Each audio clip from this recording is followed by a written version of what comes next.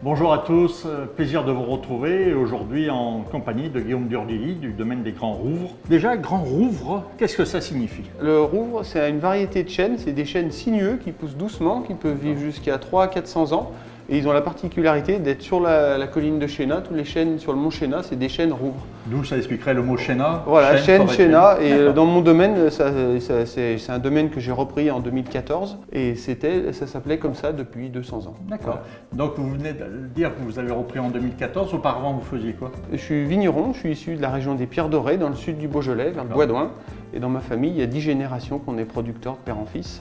Et puis on n'avait que du Beaujolais et avec les changements de la viticulture dans le Beaujolais, il y a des possibilités d'avoir des vignes dans d'autres crus. Et donc depuis 2008, j'ai des vignes dans la partie nord du Beaujolais, je fais du Chénat depuis 2010. D'accord. Un ou deux autres crus aussi ou que du Chénat? Je fais du Chénat, du Moulin à Vent, du Fleury, du Morgon et du Juliénat. J'ai 5 crus. La zone nord est bien représentée. Voilà, oui, oui. D'accord. Et au niveau Chénat, en superficie, ça représente combien? Eh ben, j'ai 2,20 hectares en propriété, ça fait 1% de l'appellation. D'accord. Ben, j'ai été au lycée viticole à Davaillé où j'ai fait un bac pro, un BPA et un bac pro agricole, viticulture œnologie.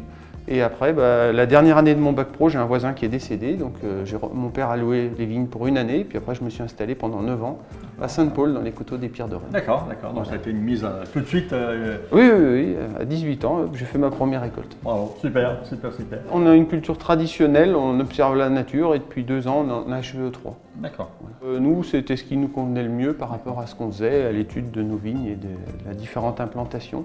Après, j'ai beaucoup de vignes qui sont dans les Pierres Dorées qui sont plus en altitude, donc on craindrait plus l'oïdium. Ouais. Et sinon, j'ai des vignes dans le secteur, la partie nord du Beaujolais, qui sont plus proches de la Saône. Donc il faut lutter contre le mildiou et le HVE3, c'est ce qui va le mieux. J'utilise un petit peu les réseaux sociaux, mais je suis plus dans les vignes, j'ai pas peu de temps pour y aller dessus. Ouais. Après, aujourd'hui, je travaille avec mes parents, on est associés. Donc eux, ils reçoivent plus de clients au Bois-d'Oing et puis on développe petit à petit la clientèle particulière au caveau de Pontaine-Vaux. Okay. Domaine des Grands Rouvres, est-ce qu'il y a aujourd'hui ou pour demain dans l'avenir un moyen d'apporter un peu de no-tourisme à la propriété? Oui, j'ai un caveau de dégustation avec la maison que j'ai achetée, elle date de 1850.